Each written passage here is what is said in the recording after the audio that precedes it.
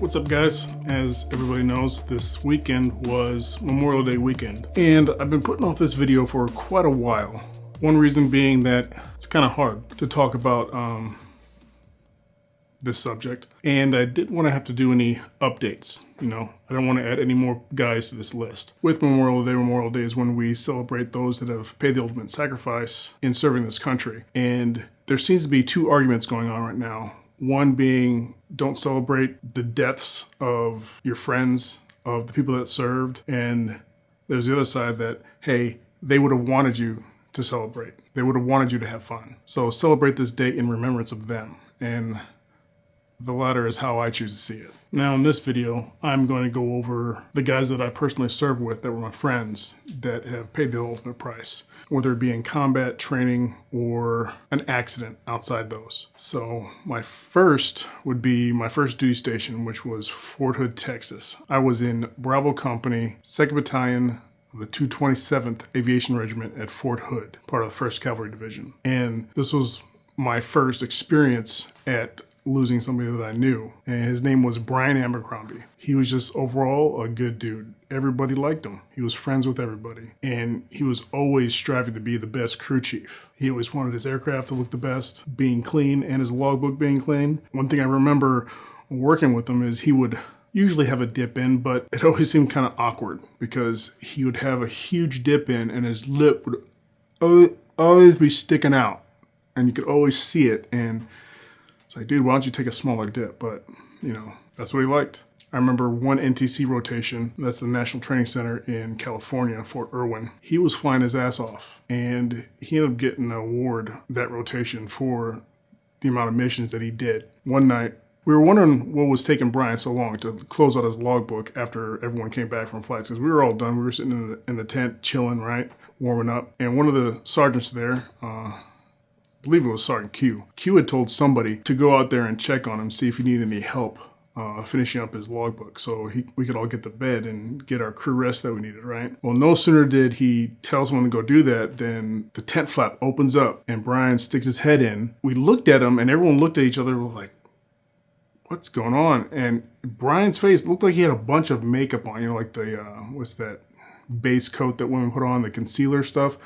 It looked like he had concealer on, and then he looked, because of the way his face looked, it looked like he had lipstick. And everybody just started laughing, pointing, laughing, falling out of their chairs and shit. And Bryan just got pissed. Threw the logbook in the tent. He said, "You fuckers put it away. I'm going to bed." And Q was like, "Hey, wait, hold on, Bryan. Get back here. What's going on?" Well, apparently, as he was walking from the TI trailer back to the company tent, he was walking the wrong direction and apparently fell face first into someone's foxhole. And the reason why his face looked like that is his face went flat into the dirt. And there was a bunch of talcum powder dirt on his face. And then he had apparently licked his lips like that. And that's why his lips look so red compared to his face. But that was funny. That was pre 9/11, so it's quite a while ago. And taking some time to try and think of different stories, different things that have happened that I remember. I remember when he got on orders to go to Honduras. We started hearing, all these older pilots telling, "Oh, you're going to have a blast. You can do this, do that. You're going to have a great time, dude. Don't worry." And I kind of got jealous, and I wanted to go to Honduras too. He left for Honduras, and he wasn't there very long, I don't think. And in December of 2002, our company got a phone call. And one of our platoon sergeants picked it up, and he relayed the message to the rest of the company.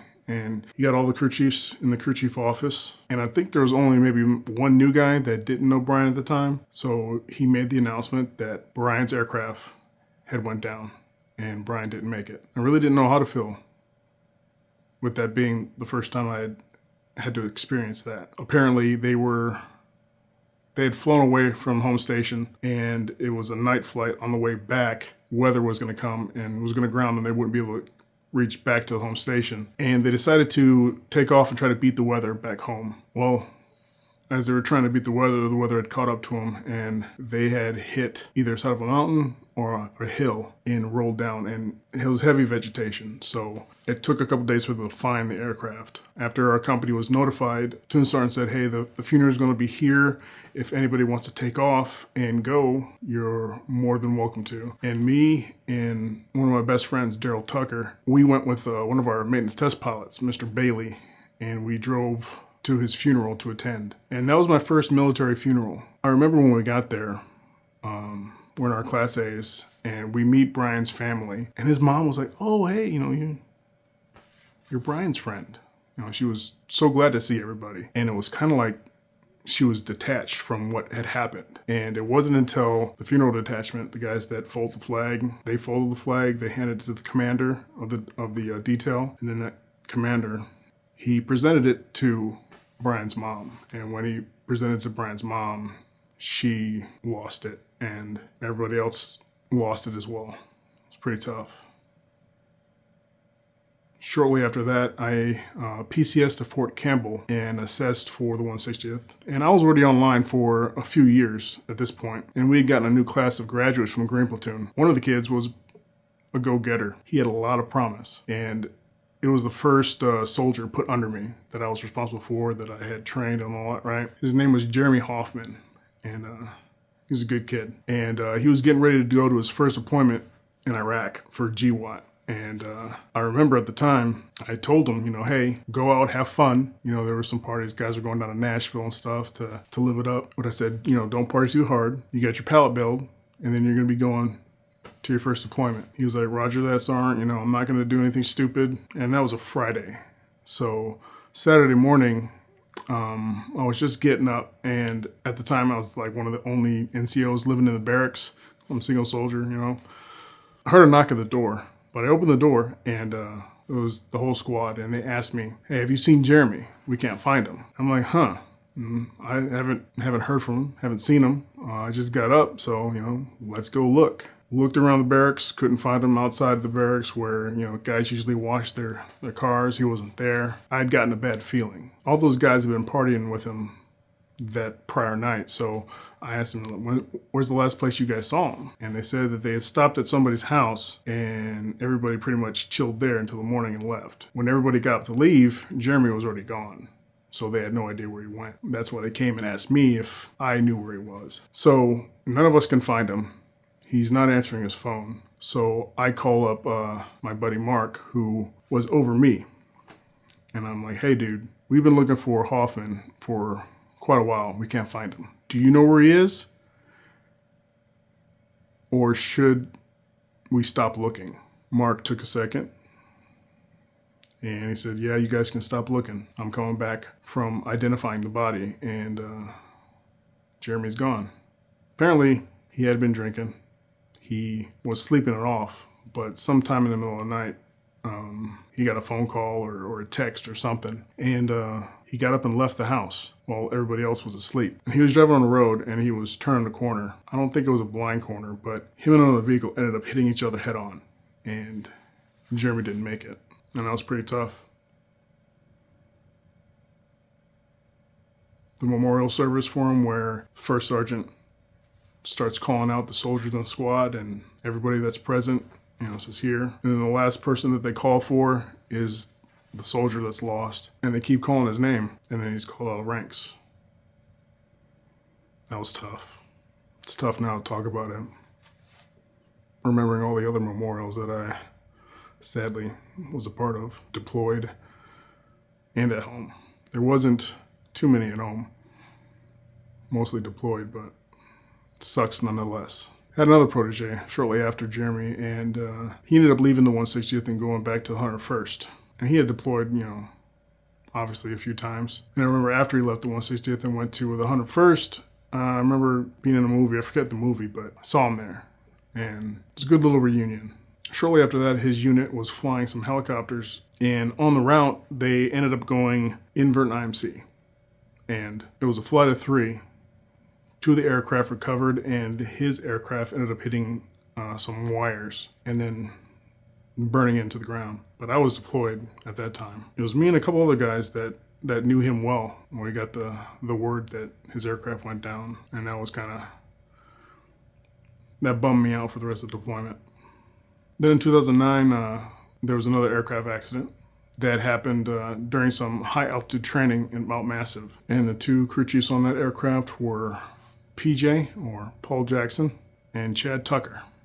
I remember when I first got to the regiment after I had graduated Green Platoon, got online, there weren't a lot of black guys at regiment at that time. I'm not talking about like all of regiment. I'm just talking about the amount of crew chiefs there at the time. There was only a handful of us. I think there was only 5 of us, including me, maybe 6. PJ was one of them. They came, they greeted me. They welcomed me to the regiment. They told me things and people that I should look out for. I remember when Chad Tucker first got to the regiment, I was in the hangar and I knew that a Green Platoon class had just graduated. And I said, oh yeah, there's a guy in DECO, Tucker.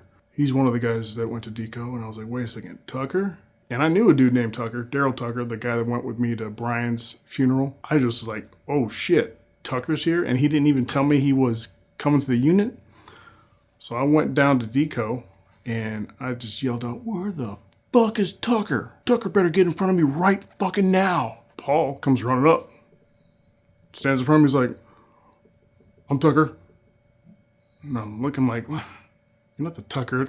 What? I got him mixed up. I thought it was my boy, Daryl, but it wasn't. It was Chad. And that kind of started our little friendship there. Him always giving me shit for getting him confused with another Tucker. But the guys in DECO, they did a really nice memorial. They went to Mount Massive and they put up a memorial cross for the crew. I couldn't be there, but I guess I was there in spirit. 2009 wasn't really a good year. Right after Chad and PJ's crash, a guy that I had went through Green Platoon together, we had gotten to Fort Campbell together in 2003 and went through Green Platoon together. His name was J.R. Stright. Everyone called him JR. What's funny is when we were going through Green Platoon, I had a permanent shaving profile, so I always had stubble. The black shirts, the instructors, they would always call me the bearded one because I was the only person with a beard. And for those that do know, the bearded one was a SEER school instructor, and he was one that you didn't want to meet, put it that way. They also gave JR a lot of crap because of his eyes. His eyes were always kind of squinted. They were always saying that he was high and that they're going to give him a piss test. JR was another good dude. Everybody is, right? He ended up PCSing and going down to 3rd Battalion in Savannah, Georgia. And I remember, I think it was like the day before he left, we had a little going away party at my house for him. And everyone thought he was just going to go down there and be a platoon sergeant and do his time, come back to the regiment, you know, at a higher rank, be maybe a first sergeant or whatever, be a first sergeant of some company. Because that's usually how it went. Well, he went down there, and shortly after he went down there, they had a training mission. And part of the training was to do deck landings. And I don't think he was supposed to be on that flight as an FI, you know, looking over other guys to give him check rides or whatever, but he was. During the deck landing, I think they had a blade strike, and the aircraft crashed into the boat, and JR was the only one that didn't survive that. And that was another tough one. I mean, I say it was another tough one. I mean, all these, everybody, anytime someone that you know and you care about, you know, when they're no longer here, it's tough. Then there was quite a few years that nothing happened. Everybody was good. But in 2013, I lost one of my best friends, and that was Darrell Tucker, the first Tucker that went with me to Bryan Abercrombie's funeral. Me and Daryl were really, really close. At least I think we were. We were both mixed, half black, half white, and we had this joke, you know, like Wonder Twin powers activate, you know, and then one of us would become a full black guy, and the other one would become a full white guy. Very funny. Always giving each other shit. We were both stationed at Fort Hood, obviously, right? Shortly after I PCS to Fort Campbell and assessed for the 160th, he ended up PCSing back to Hawaii, which was his home state. And he ended up deploying with that unit to Afghanistan. And after I had got online on the 160th, a few months after I had graduated, I was deploying on my way to Afghanistan as well. And we got into Bagram, and I found out that his unit was stationed there. So I ended up going down there, giving him shit. He had told me, you know, some of the shit that he had been through, there in Afghanistan while I was going through Green Platoon stuff. And it was real good to see them, spend time with them, after either one of us had either got done with our missions and maintenance of the aircraft. I'd go down there and we'd hang out, or he would come up the airfield and visit with me. So after we had both gotten back from Afghanistan, he ended up PCSing from Hawaii, I think, to Fort Riley. And when he was there, back in the day, when you went to be an FI, there was no official FI school or SI school, and that's a flight instructor or standardization instructor. Those are the guys that train the crew chiefs to be able to fly by themselves from RL3, RL2 to RL1, RL1 being fully mission capable. Then the Army decided that they needed an actual school, so they created one down at Fort Rucker, and his unit was sending him to Fort Rucker to complete the FI school there. What was good about that is Fort Campbell was kind of like the midway point between Riley and Fort Rucker, so he ended up staying over my place instead of getting a hotel. He stayed at my place before he went to Rucker the next morning, and that was a great time. We caught up on a lot of stuff, a lot of life that we had both lived. He met my wife. I had gotten married, obviously. It was a good time, a really good time. And then in November of 2013, I believe he was on leave visiting family at the time, and I remember it very vividly. Me and him were on Facebook breaking each other's balls, making fun of each other, giving each other shit. It was fun. And I went to bed that night, happy. Next morning I was in a good mood. I was making coffee, and as I'm mixing my coffee, my wife's like, oh, that's so terrible about Tucker. I'm like, what are you talking about? What's terrible? She's like, he's gone. He died last night. And I was like, wait, what? What the fuck did you just say? I was in complete shock. And I almost took offense to her saying that. I thought she was joking with me. She's like, no, he did. It's on, it's on Facebook. I'm like, I just talked to him last night. There's no way. We were both going to bed. That's why we stopped talking. We were tired. And she's like, no. She's like, check your phone. And I checked it, and couldn't believe it. I broke down. I think Daryl's passing was the one I took the hardest, because it wasn't an accident. Like, it wasn't a car crash. It wasn't combat related. It wasn't an aircraft crash, an aircraft accident. I just, like, why? That doesn't make sense. I don't know what happened. I don't know if, there's a problem with some of the medication he was on or something. I just couldn't really believe it. And drove to Fort Riley to attend his funeral, and I couldn't walk up to the casket because I just couldn't do it. I couldn't see him in that casket. I still don't want to believe it. After his funeral, I made a little memorial video for him, and that's probably one of the toughest videos I ever made. I was bawling the whole time I was editing it.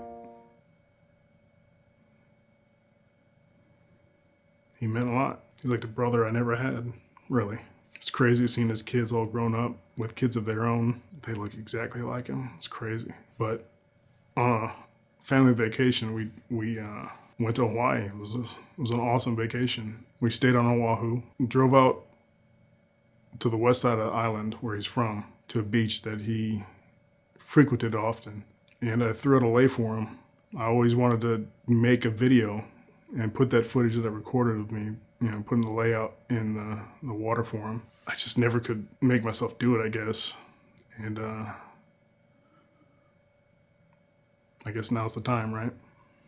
But after Daryl passed, I had been retired for a few years. So the amount of guys that I knew that were still actively flying were small. A lot of the guys that were my peers are now, or they were at that point, they're the higher enlisted of the regiment, first sergeants, sergeant majors, what have you. Many of them are already out too, like me. Because of that, there was a long span of time before anything happened. And before I had gotten out, before I had medically retired from the Army, I was still in the regiment, even though I was all messed up. I stayed in the regiment during my medical board and retirement. While I was still there, I got to see the new guys coming through from Green Platoon, and I got to know one of the crew chiefs, not real well, while I was still in, but it wasn't until after I had retired that him and I became friends. His name was McKee. Sometime after I had retired, he had left regiment and went to Fort Bragg, and we had made plans to start like a couple video series together.